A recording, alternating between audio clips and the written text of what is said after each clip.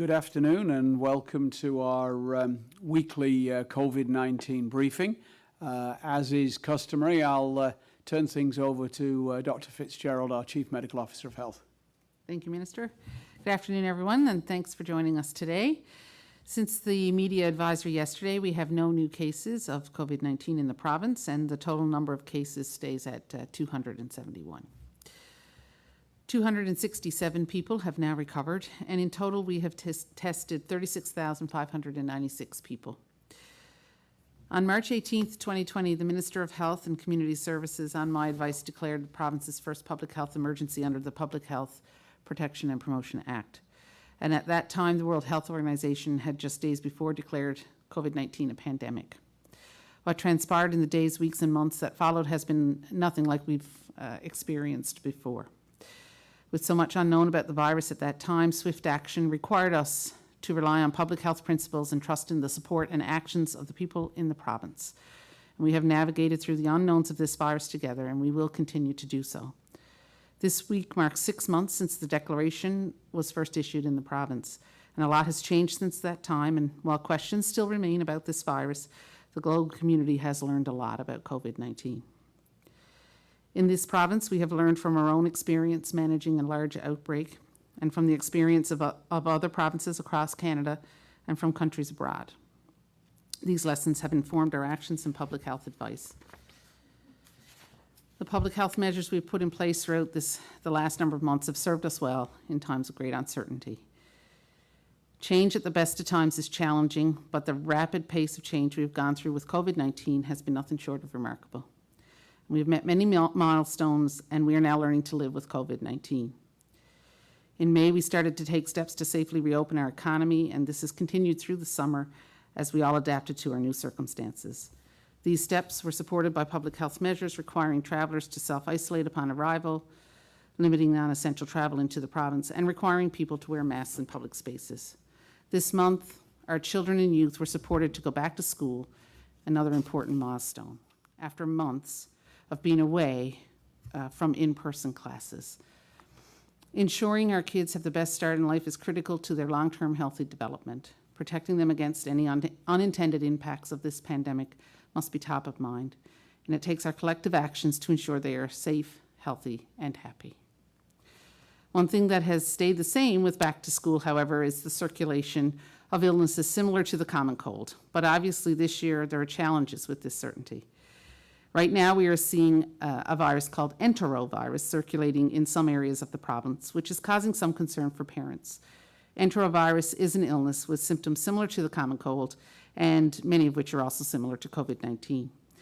When it comes to your child, please follow the guidelines we have set out for back to school. This information is available on our website at gov.nl.ca/COVID-19. If your child is experiencing 2 or more symptoms and you are concerned, please call 811 for further guidance or complete the self-assessment tool online. While we are still coping with some of the changes brought about by the virus, the summer season brought with it a much-needed sense of reprieve. It allowed us to socialize safely outdoors and enjoy the good weather that came with the season. Now on the minds of many is what will happen as the weather grows colder and more activities move indoors. And we have seen in other provinces an increase in cases, particularly among young people. For our youth, I want to remind you that it is important to continue to follow our public health guidance of practicing good hand hygiene, maintaining physical distance, and wearing a non-medical mask in public spaces. This includes time spent outside of school, such as during after-school activities and during lunch periods where you may leave the school grounds. And while our numbers right now are low across the province, we have seen how quickly this virus can spread, so we must remain vigilant. And I know you're all up for the task. While we have been grappling with COVID-19, we must not forget that influenza is still a concern for our communities and our healthcare system. This year it will be more important than ever to get a flu shot.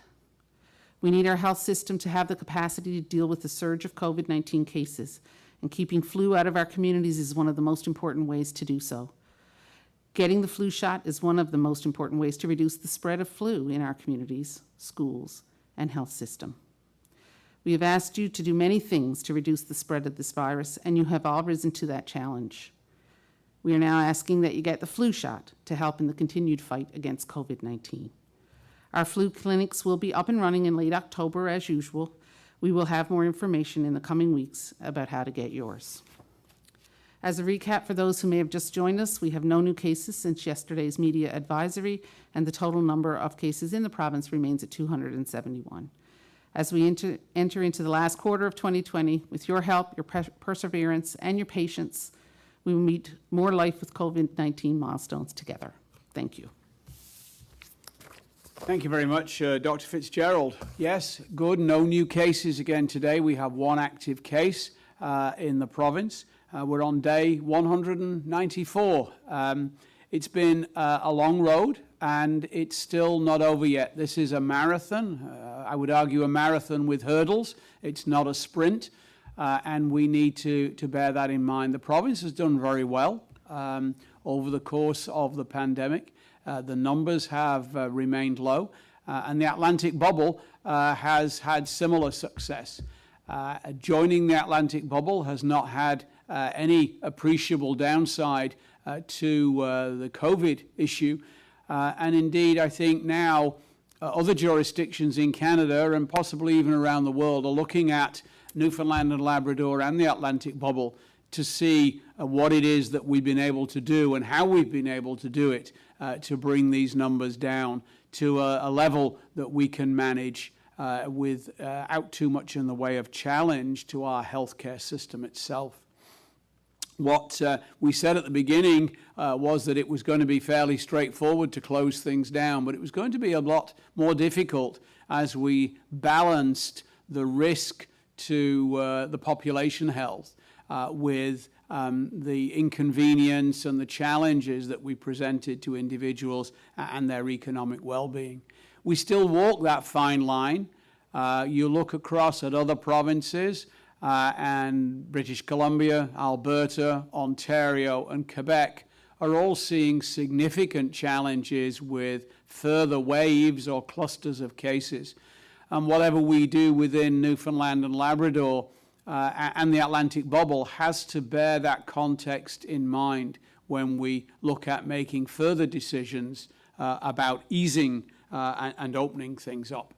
The holy grail for COVID-19 seems to be a vaccine that is safe, widely available, uptake that is popular and that works. That is as yet nowhere near available and nowhere near ready. And I think the best estimates would suggest next year and possibly even the end of next year before that is available. Similarly, we don't have a specific treatment for COVID-19 as an infection. There are promising therapies, but they are by and large effective with smaller groups. So to build on what Dr. Fitzgerald said, this time of the year is normally when we would see our planning for the flu and how to deal with it. Those plans are there. In conjunction with extra testing sites, for example, for COVID-19, because of the confusion that this will bring over the course of the winter season. We have plans. There are really only so many ways you can do mass vaccinations. So the question of the granular detail of where those sites will be, what times they will be open, are all nearly ready, and they will be available in advance of the back end of October when the flu clinics will start up. In advance of that, however, we will be taking the opportunity to protect those citizens who are the most vulnerable. So we will be going into personal care homes and long-term care homes to vaccinate. We will be offering it in schools. And in actual fact, we would like to try, if we can, to make the school vaccinations family events for better uptake. Those plans will be coming out very shortly, and they will roll out in advance of the regular public mass clinics. Those plans, in terms of who will go where and when, will be announced with plenty of notice so that as many people as can be accommodated can be accommodated. This year, the difference will be that we'll have to look at the density of people so that we don't involve a lack of physical distancing to make sure that people are crowded and it causes more problems than it solves. Similarly, we will be looking to basically anyone whose scope of practice allows them to give flu shots to be able to do that. And the question of who those will be and when and how, those are all operational issues for the regional health authorities, and they will be solved by the back end of October. I would encourage you to keep an eye open. There will be a media campaign advertising flu, and there will be local targeted advertising to explain where and how you can go and get your flu shots. This year it will be crucial. We have got federal support for flu vaccines for the seniors, and we have bought enough flu vaccine for everybody.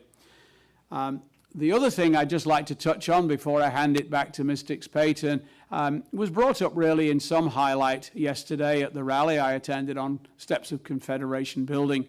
Listening to some of the speakers there from the oil and gas sector, it is obvious that they are under considerable stress and strain. And whilst other departments in government are working to get the federal government to come forth with their support for the oil and gas sector, from our point of view in health and community services, we do have a broad range of mental health supports. These can be accessed through Bridge the Gap, but they can also be accessed in a more traditional or direct way if that's your preference. So Doorways clinics are open.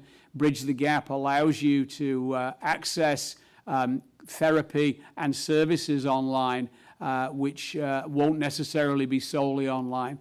There's a whole suite of programs and a whole range of activity from simple self-help, stress management and meditation kind of approaches, all the way through therapist online to face-to-face and counseling. And I would encourage anybody who feels the need of something like that to take it up. We have made significant strides towards recovery in the last 18 months on access. Those services are there for you, they are ready, and they've been regarded throughout the pandemic as emergency services by the department. So please don't feel you're alone, and certainly from our point of view, if there are people who have challenges that can't be met that way, then please feel free to reach out to your primary care providers as well. So with that, really, I'll finish today. Thank you for your time, and I'll hand it back to Ms. Dix-Payton. Thank you, Minister. For the benefit of our speakers, we have 5 reporters registered for today's call. Each reporter will have the opportunity to ask 1 question and 1 follow-up. If time permits, there will be an opportunity to ask further questions. We suggest that you do not ask rumor-based questions. The purpose of these briefings is to address COVID-19 issues. All other government-related issues should be directed towards the appropriate department or agency for response. Reporters will ask questions in the order they registered for today's call. Our first questions are from Kellyanne Roberts of NTV News. Please go ahead. Thank you. Dr. Fitzgerald, it was noted today that the travel ban that was in Supreme Court of Newfoundland and Labrador was won by the province. And Minister of Health, John Haggie, beside you, noted that in the scrum afterwards that it would be up to public health to determine how long the travel ban would remain in place. Do you have any indications on a timeline for this? No, we haven't had any discussions with regard to a timeline. At the moment, the travel restrictions will remain in place. We're, as I've said many times before, we're constantly looking at the epidemiology here and elsewhere, with regard to this, most importantly elsewhere, and that determines our decision on that. Thank you. There's also been some confusion in terms of back to school and flu-like symptoms, COVID symptoms, many kids being sent home after one symptom. Wondering if it needs to be 2, and how do you know when your child can go back to school? Do they have to go and get a test, or how is that working? So certainly at the moment, our screening tool asks for 2 or more new or worsening symptoms. So if this is a symptom that your child routinely has because they have allergies or they have a cough because they have asthma, and that's something that they routinely have, then that's not really what we're talking about. It's new or suddenly worsening symptoms. So 2 of those, then they should stay home. And what we've recommended is that they need to stay home until 24 hours after their symptoms have resolved. Many people will contact 811 or do the self-assessment through 811 and be advised to get a test done. That may be, they may have the results of that test back by the time they go back to school, but it's certainly 24 hours after symptoms resolve. Thank you. Our next questions are from Peter Cowan of CBC News. Please go ahead. Thank you. Minister Haggie, you mentioned that, it may be this time next year before we have a vaccine in place. How sustainable is the travel ban that we have in place right now, both economically and socially? Because there have been a lot of people who have faced some substantial negative impacts by not being allowed. In fact, including the 3,000 or so people who've been denied the exemptions to be able to enter the province. No, and there's no doubt it is a challenge. It wasn't something that under any other circumstances we would have even contemplated doing. So, having said that, there have been well over 17,000 people who have actually got into the province. It could actually be, I think, 20,000 on today's figures who were allowed in on travel exemptions. So there is travel in and out. From the point of view of the economy, the lockdown, according to economists, is not the cause of the economic downturn. COVID-19 and its effects directly on people's behavior seems to have been as much of a driver as any particular reaction to it. I think the facts of the case is that from my point of view as a Minister of Health and Community Services, my prime responsibility is to ensure the health and safety of Newfoundlanders and Labradorians. I accept that there are downsides to some of the measures that we've got, and a lot of these are economic. And we, as a government, a cabinet of which I'm a member, it's top of mind as to how to continue to allow as much normal business activity as possible. But there are limits because of the nature of the disease. It's a balance, and it's a line we try and walk. And I'm sure there are as many people think we get it wrong as get it right. And to follow up for both you and Dr. Fitzgerald, if you look at the way the ban's implemented right now, it's a fairly blunt instrument. So, for example, if you are from the Northwest Territories, you're not allowed in, despite the fact that there are no active cases there. And if they did get in, they would have to isolate for 14 days. When you look at European countries, they've set various thresholds for prevalence. So if a country goes above that, quarantine measures are in place. Goes below that, quarantine is relaxed.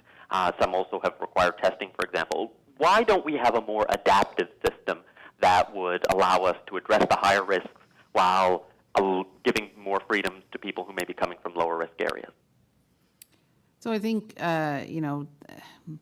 those are good questions.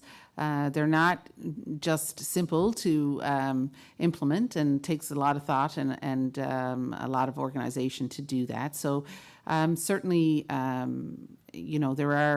there are some limitations to how flexible you can be. Going forward, those are things that we have to consider, and we've always said that we'll try to be as flexible as we can. So, as we move forward, certainly we'll look at all of those factors in making our decisions. Thank you. Our next questions are from Peter Jackson of The Telegram. Please go ahead. Hi. Minister Haggie, you said a week or so ago that the province can't change the conditions of the Federal Quarantine Act, but it can add its own restrictions. What, if any, restrictions has the province added to international work? From the point of view of adding, we have tried to align ourselves as far as possible. And I think I would kind of flip that round and say, do you have a specific example of where that has happened? Because my understanding now is that I can't immediately think of one where we're terribly offside with the feds. The Quarantine Act exemptions, it seems to allow essential workers from out of the country to be in public as long as they wear a mask. So is that different here? From the point of view of our essential workers, we require that they self-isolate when they're not at work. They can be out in public on the way to and from work, but they do have to be masked and maintain physical distancing. Okay, thank you. Our next questions are from Linda Swain of BOCM News. Please go ahead. Hi there. You mentioned just previously that flu vaccines will be offered in the school system. What about COVID testing? COVID testing at the moment is done through a targeted approach. So the screening tool is used to identify those people who have a clinical need for it. One of the discussions last night at the Health Minister's federal, provincial, territorial discussion was where Health Canada was around rapid testing. There has been no movement there that we can detect in terms of kits and boxes and things being licensed. So until that changes, the most effective and efficient route, in our view, for the use of COVID testing in schools is the one we're following at the moment. What about the Janeway Hospital? Is there or will there be a testing site set up there? There is one. My understanding is it's actually operational today. It's a drive-through. Now, I may misspeak because they were in the process of constructing it the other day, and I was told it would be 48 hours. So if it's not up and running yet, it will be very shortly. Thank you. Our next questions are from Patrick Butler of Radio Canada. Please go ahead. Hello. Wondering about the phone booking system for COVID tests. Can you talk about the specific changes that have been made to increase capacity? So, and I want you to touch on three things if you can. How many people have been added? How much have hours changed, and is there more staff on at a time? Can you give some concrete info on that stuff? I can give you some. Those people who are directed to a public health booking line, and this is in Eastern Health because there hasn't been issues in Western, Central or Labrador Grenfell. But in Eastern Health, their targets are no longer a wait than 30 minutes and 48 hours from call to getting the test done. A snapshot yesterday afternoon, for example, revealed average wait of 4 minutes. I couldn't give you what the average wait is for the test, but those are the benchmarks we've given Eastern Health. I do know they've altered their phone system, and I do know that they've increased staffing. To what level, you would have to ask them. From my point of view, it's a performance-related issue. They have their benchmarks and whatever it takes to meet them.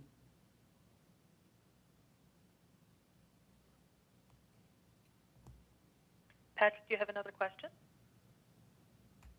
I do. Sorry, I muted myself. Why is it necessary to have an appointment system in place for people to go get tested? The appointment system is designed to make sure that we don't have large clusters of individuals in the same space at the same time. It goes back to Dr. Fitzgerald's mantra about people, space, time and place. This has been the most effective and efficient way to do it up to date. And the challenges around the scheduling have really been around Eastern Health. They've been around the booking issue. And I'm sure that we'll need to reopen some of their mothball sites to cope with the increased demand. But those are operational issues for Eastern Health to manage. The other three RHAs have done very well. We'll now go through a round two of questioning, starting with Kellyanne Roberts of NTV News. Please go ahead. Thank you. I'm wondering about masks in school. We know that for 7 to 12, they were to be mandatory if 1 meter distance couldn't be maintained.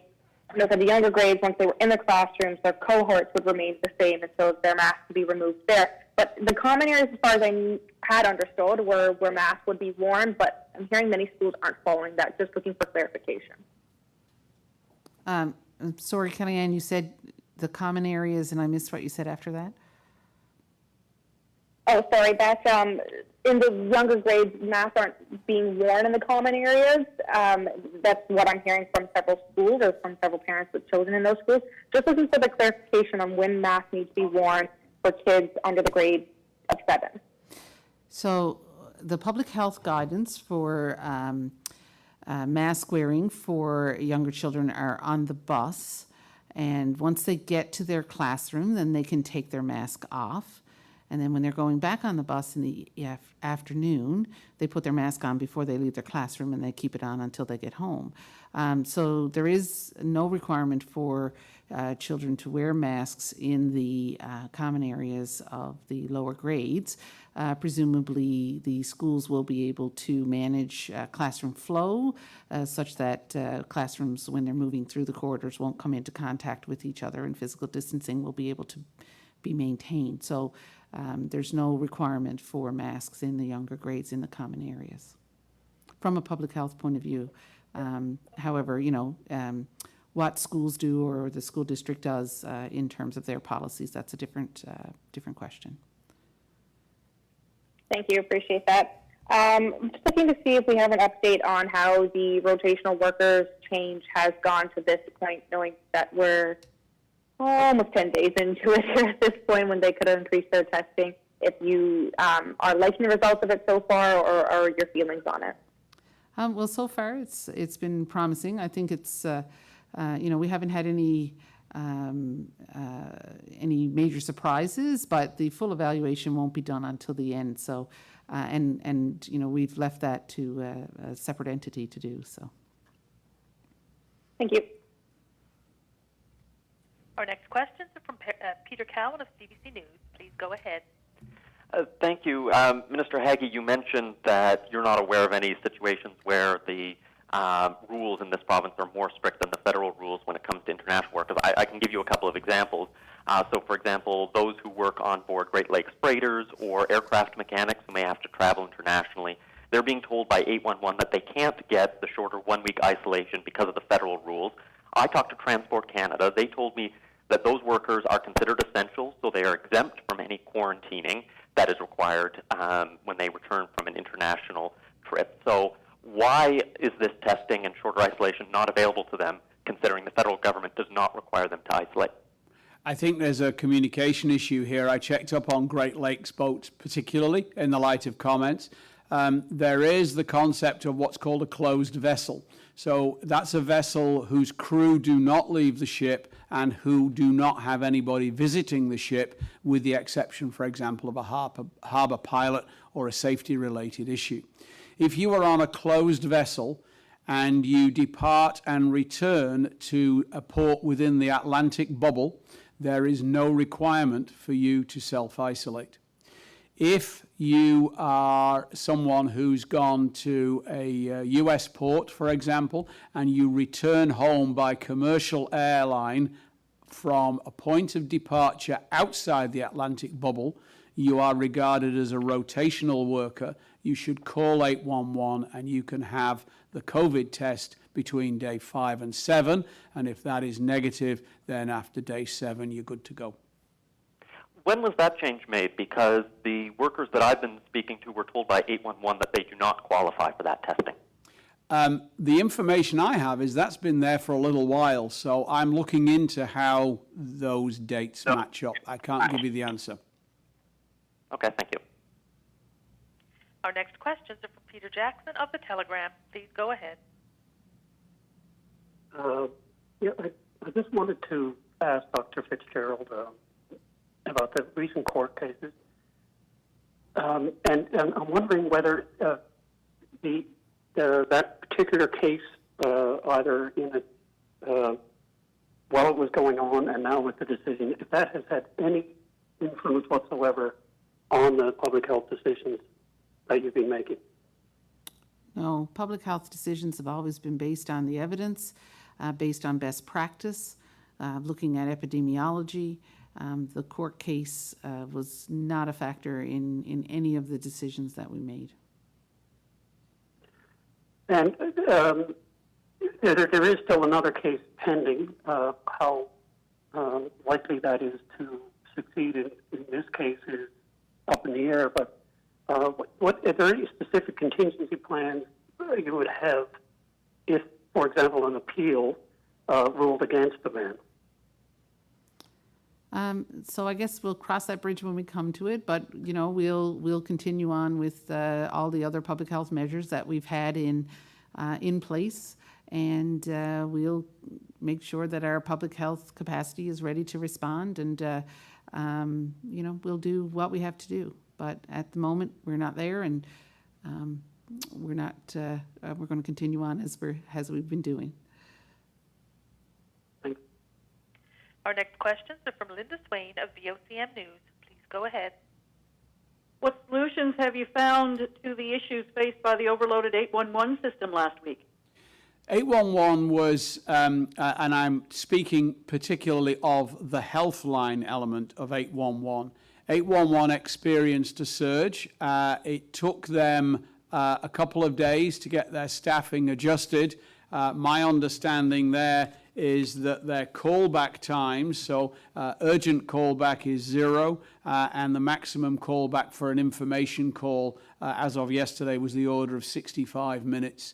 The wait time actually to get the phone answered, I couldn't give you what today's figures are, I haven't seen them, but again, a snapshot yesterday, it was of the order of 5 to 10 minutes. And have there been any changes or any changes considered to hospital visitation? No, none further at the moment. Thank you. Our next questions are from Patrick Butler of Radio Canada. Please go ahead. Hi again. Dr. Haggie, you were talking about the reason why you're going to have an appointment system in place because of people's space time in place, but if we're going with all drive-through clinics right now, people within their vehicles, why would that be an issue in that circumstance? Well, that could be a traffic management issue, and I wouldn't like to opine on that, but having seen the lineups at Tim Hortons in Gander, it's very dangerous.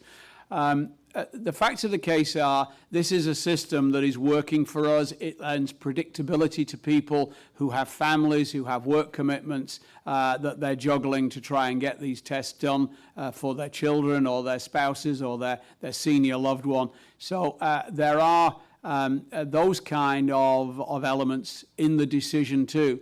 But at the end of the day, this system has worked and we haven't had significant challenges with it. If we get those kind of challenges and it looks like there's a better way of doing it, then we'll look at that for sure, because that's what we're interested in, is getting it done properly and quickly.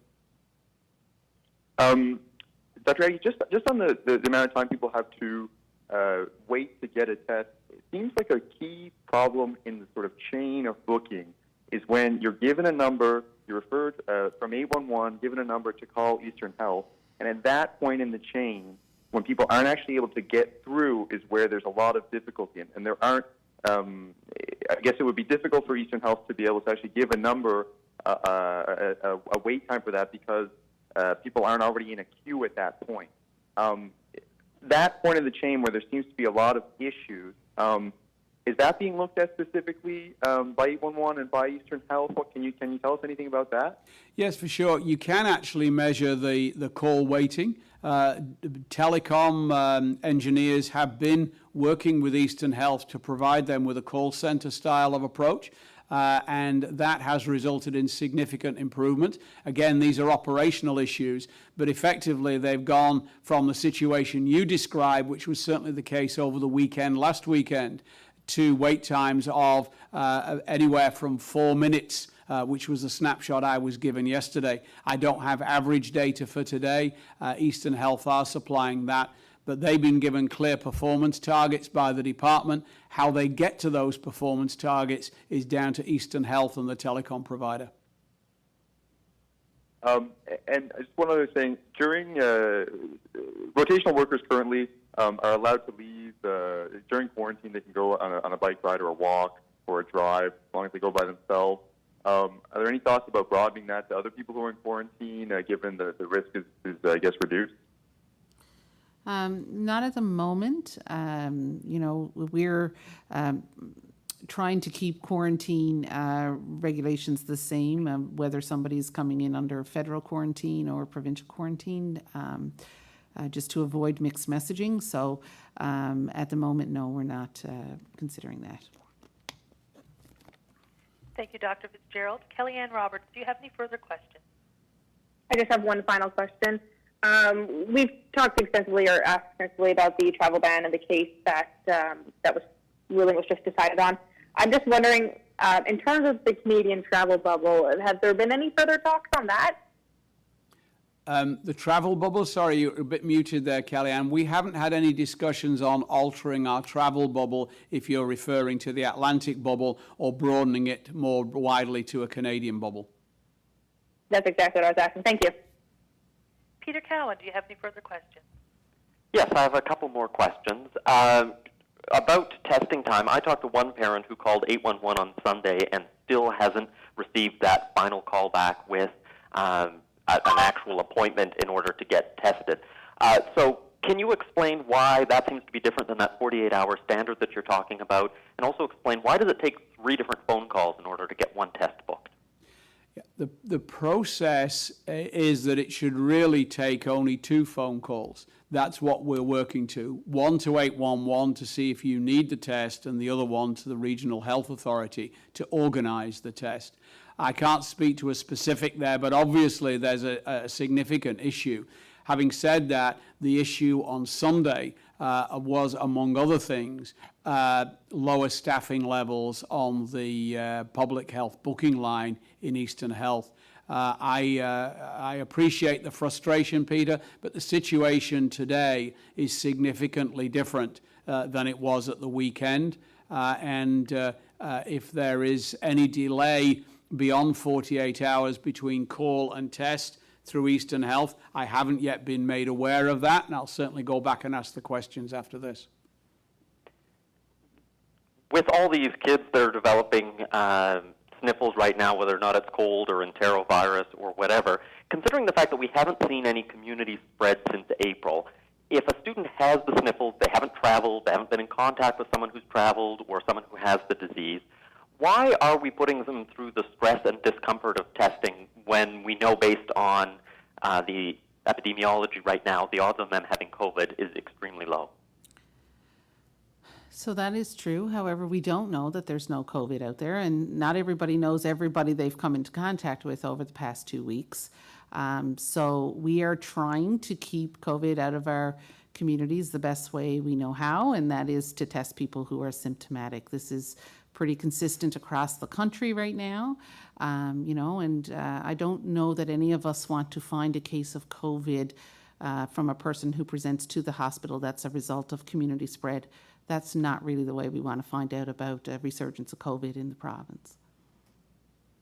And my final question is, we heard about a month ago that we were going to know kind of the timeline for alert level 1 and what that might look like in the next 3 to 4 weeks.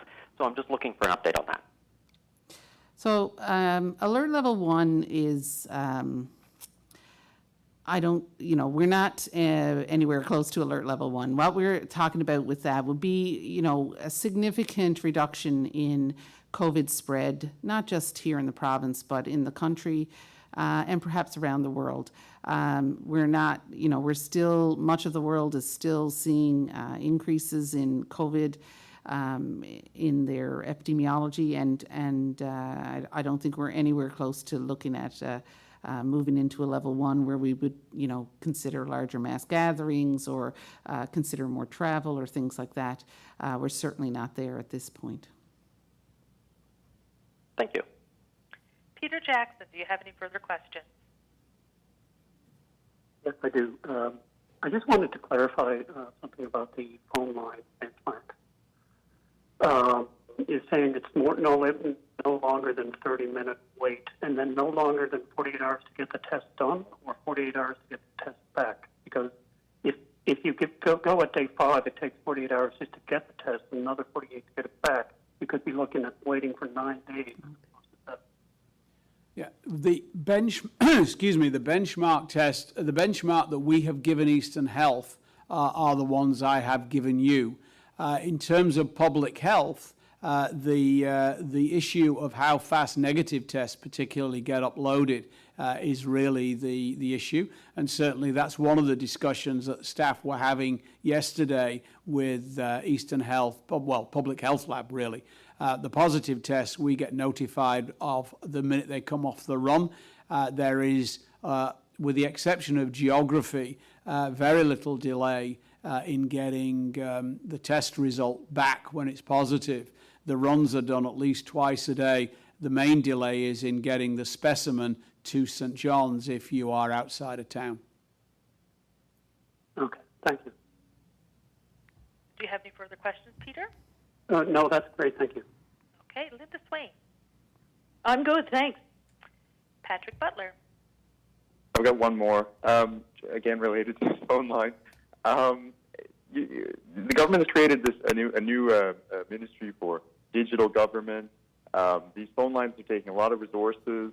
Has there been any consideration given to, creating an online booking system so that you wouldn't have as many public health nurses that were involved in this process?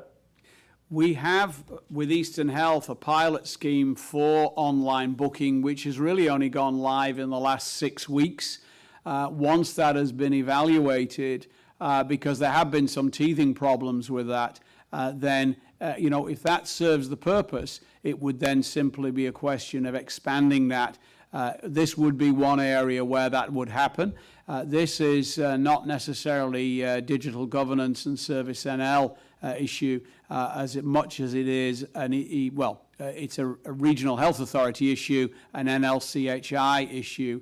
Currently, the only iteration of our online booking within the RHA structure is with Eastern Health.